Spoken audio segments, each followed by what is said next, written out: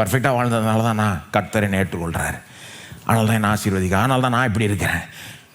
அவங்கெல்லாம் கரெக்டாக வாழல, செய்ய வேண்டியதை செய்யலை, அதனால தான் இப்படி இருக்கிறாங்க அப்படின்னு பெருமை வந்திருக்கலாம் நமக்கு.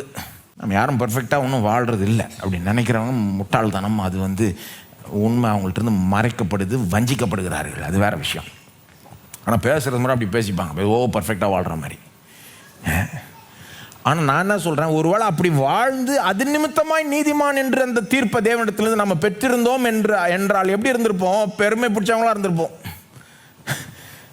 மற்றவங்களை கீழ்த்தனமாக பார்த்துருப்போம். ஆனால் நாம் அப்படி நீதிமான்கள் ஆகலை. எப்படி ஆனோம்?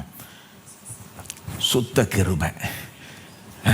எனக்காக அவர் குற்றவாளி கூண்டில் ஏறினதுனால, எனக்காக குற்றவாளின்ற அந்த தீர்ப்பை அவர் ஏற்றதுனால, என் தண்டனை அவர் சுமந்து தீர்த்ததுனால, அதனால தான் நான் நீதிமான் என்று அழைக்கப்படுகிறேன். அப்படி உணர்ந்துட்டிங்கன்னா மற்றவளை பார்க்குறப்போ மற்றவளை கண்டனம் பண்ண உங்களுக்கு தோணாது.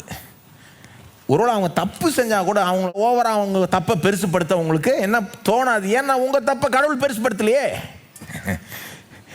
பெருசுப்படுத்தினாரு, ஆனால் அதுக்கு வர வேண்டிய அடி அவரே வாங்கிட்டாரு.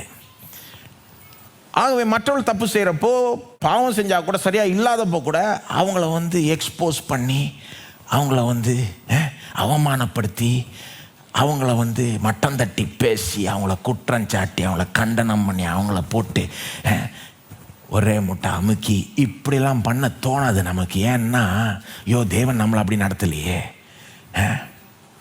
மற்றவர்களை அந்த விதத்தில் கண்டனம் பண்ண தோணாது. மற்றவர்களை இரக்கத்தோடு பார்க்க தோணும். ஒருவேளை அவங்க தப்பு செஞ்சிட்டா கூட சரி, கடவுளுடைய கிருபை மட்டும் இல்லைன்னா நானும் அப்படி தான் இருப்பேன்னு பார்க்க தோணும். ஆகவே அவனுக்கு எப்படி கடவுளுடைய இரக்கத்தை காமிச்சு அவனை மனம் திரும்ப வச்சு திரும்ப வழிக்கு கொண்டு வர பார்க்கலான்னு தான் தோணும். அவனுக்காக ஜெபிக்க தோணும், அவனுக்கு உதவி செய்ய தோணும், அவனுக்கு அன்பு காட்ட தோணும். பாருங்க, அவனை அவமானப்படுத்தி 4 பேருக்கு முன்னால் எக்ஸ்போஸ் பண்ணி, அவனை கண்டனம் பண்ணி, என்னங்க இதெல்லாம் கிறிஸ்தவ வழியா? இதெல்லாம்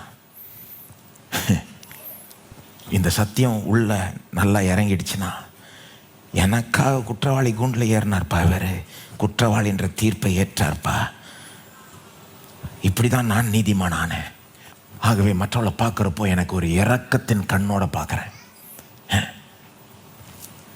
மற்றவளை இழிவாக பார்க்க தோணாது. மற்றவளை ஒரு வேளை பார்க்குறது உலகத்தில் பாருங்கள், உலகத்தில் எப்பவுமே பிரிச்சுன்னு இருப்பான், இவங்கள விட கொஞ்சம் ஹையர், இந்த ஸ்டேட்டஸ் வேறு, இந்த ஸ்டேட்டஸ். ஆனால் கிறிஸ்தவர்கள் மத்தியில் அப்படி பார்க்க தோணாது, நமக்கு பார்க்க தோணக்கூடாது. ஏன்னா நமக்கு தெரியும் எல்லாரும் பாவம் செய்து ஏமா கெட்டு போனார்கள். நாம் எல்லாரும் எப்படி நீதிமான் ஆனோம்? இலவசமாய் அவருடைய